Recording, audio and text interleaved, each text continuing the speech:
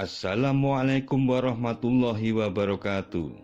Pemirsa Datar Media, setelah Kaliopak di wilayah Brebah kita bahas pada episode pertama, di episode kedua ini kita simak Kaliopak di wilayah Bokoharjo.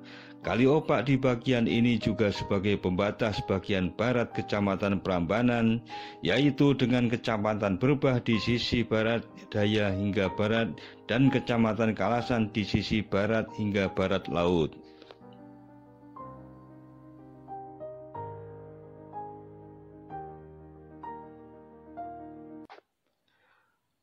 Kondisi topografi wilayah ini terletak di antara Gunung Merapi dan Pegunungan Selatan, sehingga terbagi menjadi dataran rendah dan dataran tinggi.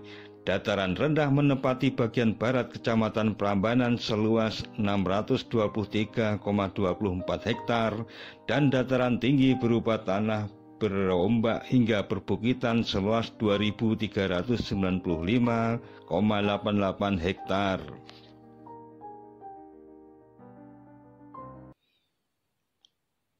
Kondisi geologi Kecamatan Prambanan terdiri endapan gunung api Merapi Muda sekitar 33,36%, formasi semilir 54,06%, dan formasi kebo butak 12,60%.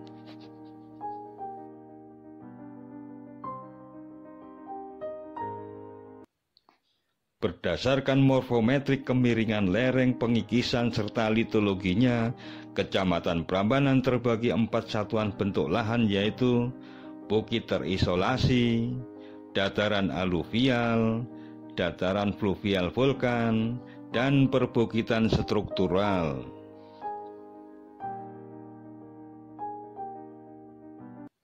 Secara umum, formasi semilir yang mendominasi Kecamatan Prambanan ini merupakan satuan batuan vulkanik hasil erupsi eksplosif bertekanan tinggi yang tersusun atas batuan berstruktur masif hingga laminasi semu berupa breksi pumice yang selanjutnya makin ke atas bergradasi menjadi tuf halus.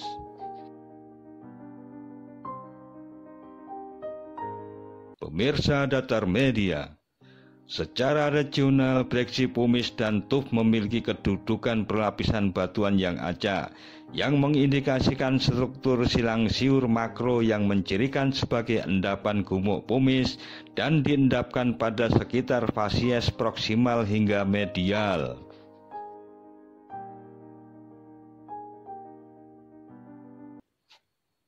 Di atas satuan batuan ini berdiri bangunan-bangunan megah peninggalan peradaban masa lalu yang menjadi destinasi wisatawan di daerah istimewa Yogyakarta, seperti Candi Ratu Boko dan Candi Ijo.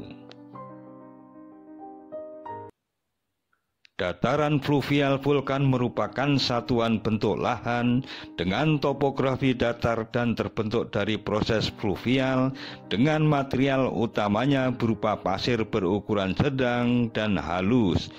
Pada satuan ini juga berdiri bangunan megah masa lalu, yakni Candi Prambanan dan Candi Banyunipo.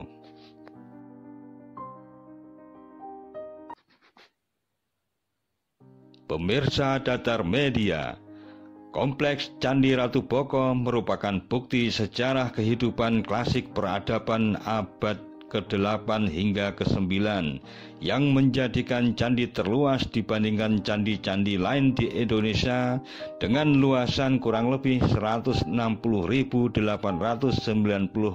meter persegi atau sekitar 17 hektar pada ketinggian 195,97 meter di atas permukaan laut.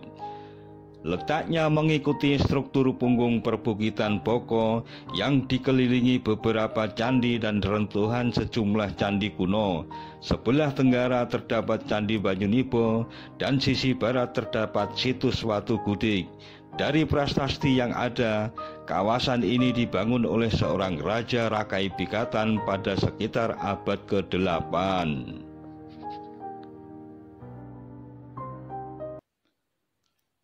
Situs Watu Gudeg berada di pinggir Kali Opak sisi timur atau sekitar batas barat satuan perbukitan struktural.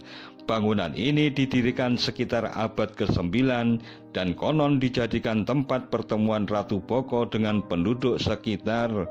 Sebagian menyebut juga sebagai tempat peristirahatan sang raja.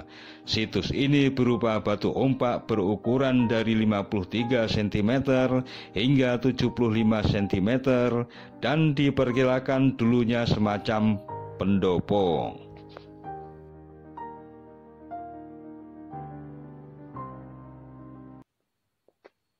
Kurang lebih 1,6 km ke arah hulu, terdapat muara selokan Mataram yang dibangun pada masa kolonial Jepang dan mempunyai nama lain Kanal Toshiro. Latar belakang dibangunnya selokan yang menyatukan air Kali Progo dengan air Kali Opak ini adalah sebagai siasat Sultan Hamengkubuwono ke-9 agar penduduk daerah istimewa Yogyakarta tidak dijadikan romusa dan dapat menyetorkan bahan makanan kepada pihak Jepang. Sultan Hamengkubuwono ke-9 yang dinobatkan pada tahun 1940 ini berhasil meyakinkan Jepang sehingga Jepang memberikan dana untuk membangun saluran-saluran dan pintu air termasuk selokan Mataram ini. Nah, pemirsa Datar Media, itulah penggalan sejarah yang tersimak di sekitar Kali Opak bagian wilayah Bokoharjo yang banyak ditemukan candi-candi sehingga membuat para arkeolog Belanda menyebut wilayah Prambanan sebagai istilah Siwa Plato. Bahkan banyak arkeolog menyebut dan menduga Prambanan dulunya merupakan pusat pemerintahan Mataram kuno pada sekitar abad ke-9 hingga ke-10. Simak kelanjutan menyibak Kali Opak pada episode selanjutnya hanya di channel Datar Media. Sekian dan wassalamualaikum warahmatullahi wabarakatuh.